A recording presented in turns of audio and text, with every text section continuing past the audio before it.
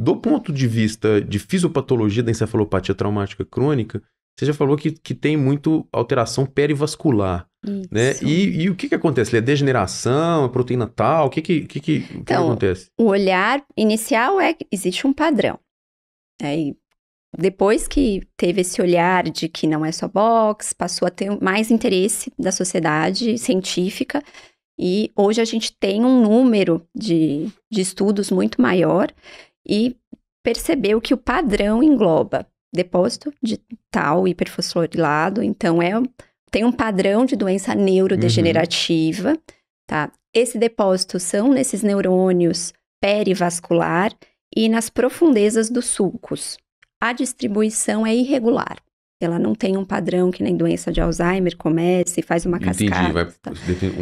Provavelmente depende muito da quantidade de golpes, dos tipos de golpes que esse paciente sofreu.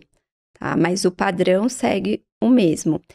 A alteração macroscópica, é atrofia global, tem a abertura ali da fenda que divide os dois ventrículos, fica sulcado, abre um espaço, um rompimento da membrana ali, é muito comum, isso está presente, e essa é uma alteração que acontece de uma forma precoce, às vezes ainda não tem uma atrofia. Às vezes não tem, e às vezes não tem quadro clínico também ou não?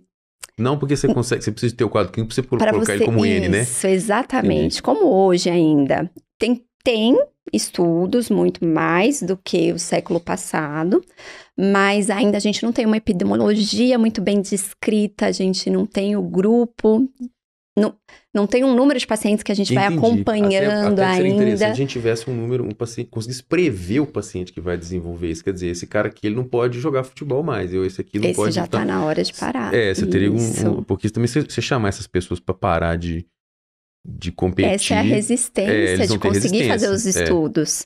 Né? A gente tem até boxeadores que o primeiro olhar foram para o boxe, que mesmo tendo um quadro clínico franco, pediu para que a família, antes, quando percebeu, eles podem começar não só com quadro cognitivo, eles podem começar com alterações motoras.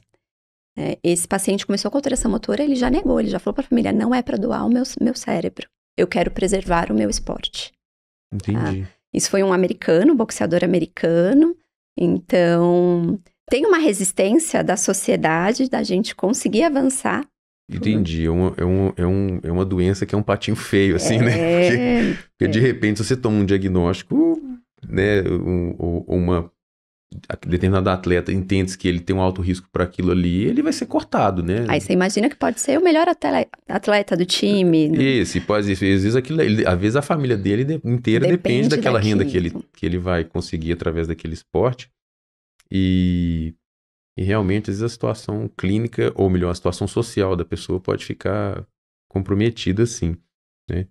Então, do ponto de vista de patologia, tem inclusive degeneração, né? Assim, do tipo proteína tal e interessante esses achados que você E mesmo já não exposto ao trauma, tem evolução da doença. Clinicamente, ele evolui como uma doença neurodegenerativa. Depois que ele aposenta, que ele para de ter aquele trauma, ela ainda continua tendo um processo degenerativo ali.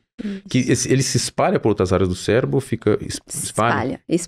Tem a proposta de critérios diagnósticos neuropatológico para a pesquisa, tem uma evolução, uma classificação em 4 escalas, que é a evolutiva, começa tanto em evolução quanto atrofia, quanto depósito de proteína tal, hiperfosforilada, isso.